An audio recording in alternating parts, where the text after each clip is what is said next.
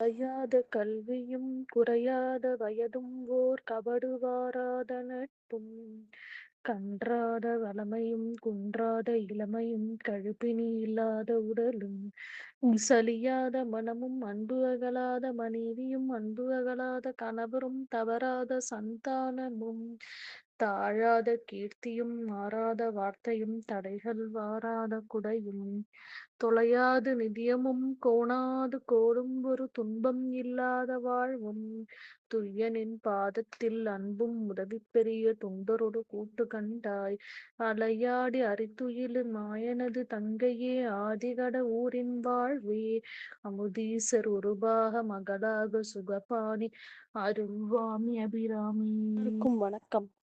இன்று நாம் காண இருக்கின்ற திருத்தலமானது பத்ரகாளி அம்மன் கோவில், கொல்லங்கோடு. கொல்லங்கோடு ஸ்ரீ பத்ரகாளி அம்மன் கோவில் கன்னியாகுமரி மாவட்டத்தில் கொல்லங்கோடு என்னும் இடத்தில் அமைந்துள்ளது. இங்கு நடைபெறும் தூக்க நேர்ச்சை மிகவும் பிரபலம். தூக்க நேர்ச்சையில் 45 அடி உயர தூக்க வில்லில் குழந்தையை சுமந்தபடி கோயிலை வலம் வருவார்கள். இங்கு அம்மனுக்கு 2 கோவில்கள் இருப்பது சிறப்பு. ஆகவே அனைவரும் இந்த கோவிலுக்கு சென்று வழிபடுங்கள்.